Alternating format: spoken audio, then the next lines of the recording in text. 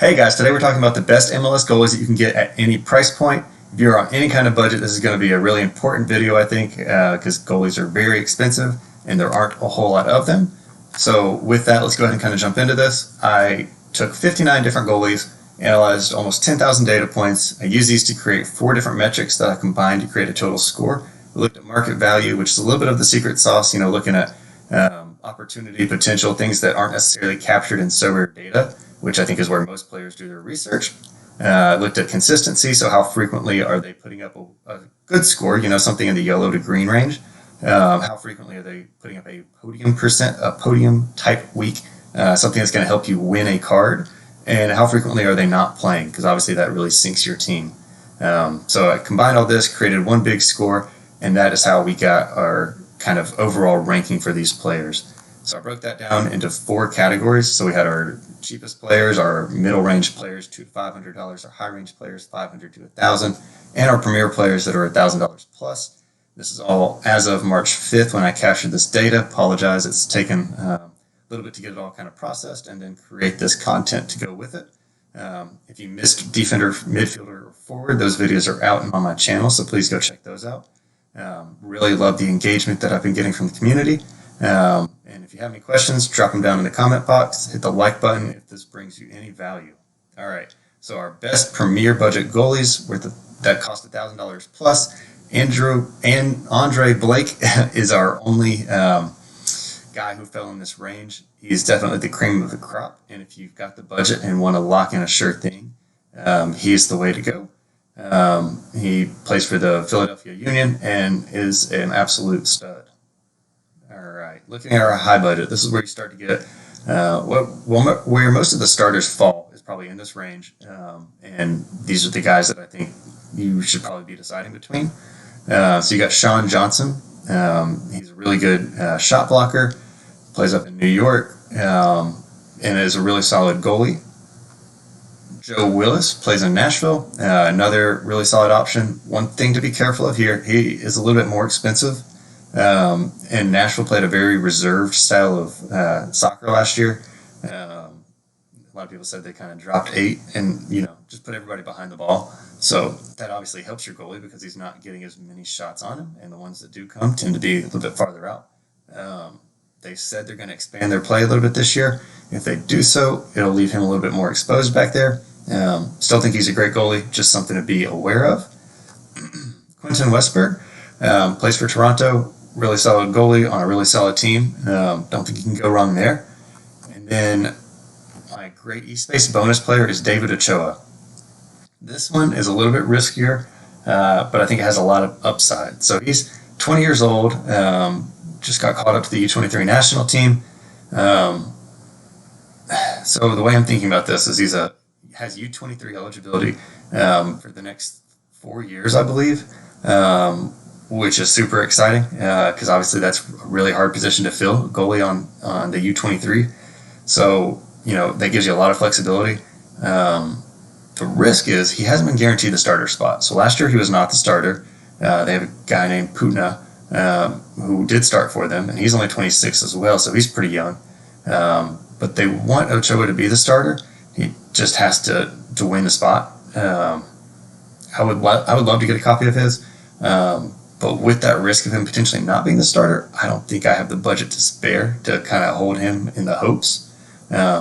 I think, if you have the budget and can hold long-term on him, I think he's an amazing investment. So I'm kind of putting him on this list so that I can live vicariously through whichever one of you guys is able to go get a copy, because I would love to have one. So these are the high-budget goalies. There's a lot more that are on this list. Like I said, this is the category where I think you're going to find the guys that you probably want to plug in, are going to feel really comfortable every week starting.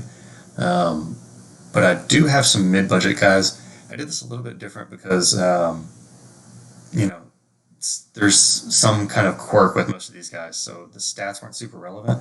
I just did a bunch of kind of in-depth research where I looked at all the different starters or expected starters, and picked some other guys that I think, if you are on a little bit tighter of a budget, these guys could potentially help you out. So first off is Tyler Miller. So Tyler plays for Minnesota. He got injured last year, had hip surgery partway through the year. But kind of across the league, Tyler's viewed as a superstar goalie. The problem is he had another superstar on his team in teenager Dane St. Clair. And when Dane came in, he did an amazing job. So it's really a toss-up as to who's going to get the starting role this year. Tyler was the first goalie that I bought. Full transparency, though, I now have him listed. I'm trying to pretty much get out what I put into him. Just because, like I said, with the David Ochoa situation, I don't have the budget to be kind of holding on these speculative guys.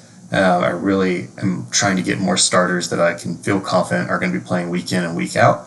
And as I, build my budget and win some rewards, hope to invest in more guys that are a little bit more speculative. So I think he's great. And if you have, that 0.2 ETH to put into a guy, that could be a starter. And if he is the starter, I'm sure he would go up to 0.4, 0.5 very quickly. But if he's not, I don't know how that affects his price. So that's kind of the summary on Tyler Miller. Next up is Brad Guzan. If you're an international soccer fan, you're probably familiar with him. He's been the U.S. keeper for a little while now, since Tim Howard retired. I think he's a great goalie. He's a little bit older, a good bit older, but he plays for Atlanta, which I think is going to be an improved team this year. With that, I think that just kind of raises the level for everybody. I think the defense is going to be improved, and I think the attack is going to be improved, obviously, with Joseph Martinez coming back. So if that's the case, I think Guzan has a good season. He's under contract for this season and next season, so potentially a good option there, and definitely someone I'm looking at maybe trying to pick up a copy of. Next is Kenneth Kronholm. So he plays for Chicago. He got injured last year, and Bobby Shuttleworth stepped in. Some of the expectations that I've seen out there is Kronholm will regain the starting position once he's fully healthy, which he's not quite there yet, but he is expected to be right around the start of the season. But again, another little bit of an older guy. Shuttleworth stepped in last year, did a decent job, so there's some risk with him, but he's a little bit cheaper. So if you're maybe trying to gamble a little bit and try and get a starter for cheap, that's an option, but there's that risk involved as well. And then my last recommendation here is P. Titon. And I don't even know how to pronounce that, so I apologize. But he's the FC Cincy starting goalie. The best option on their team by far. The kind of downside, I think the reason he's cheaper, A, he's a little bit older, but B, Cincinnati is not expected to be good this year again. So if they give up a lot of goals, that means that, that's going to hurt his scores week in and week out. But if you just need a starting goalie, I'll say guaranteed, kind of in quotation marks, because, anything could happen and something could change. You could bring in a younger guy, bring in a different guy. But as of now, he's definitely projected to be the starter, and is probably the cheapest guy that I feel like almost has a guaranteed starting role locked up. So I picked up a copy of his, and that's kind of my safest bet at this point. So that's where I'm going to end this list. There's some other guys that, technically fall into the low budget category that are more kind of perspective ads and guys that don't have a starting role yet, but are younger and could kind of ascend into that. But I wanted to keep it to guys who are starters or probably starters, because I think most people watching this video are trying to find people they can plug into their lineup. And with that, I'm going to wrap this up. So as I mentioned earlier, we already did defenders, midfielders, and forwards. This was goalies to kind of put the cap on this series. I will do another video where I look at some kind of team recommendations. So, if you're looking for a threshold team, these are the guys I'd recommend. If you have a little bit of a bigger budget, maybe you've got an ETH to spend, how would I recommend distributing that? I can put a video together with that. And yeah, we'll kind of put it into the MLS and start transitioning into some of the other leagues. I think starting with Asia and then expanding from there. So feel free to drop a comment if you've got any questions. If you think there's a goalie I missed, or that you want to know kind of how the data thought they compared. And yeah, I appreciate everybody watching and engaging with me. Here in the comment section on Twitter, I've got a couple emails. So I really appreciate that, and I look forward to continuing to create content and providing value for you guys.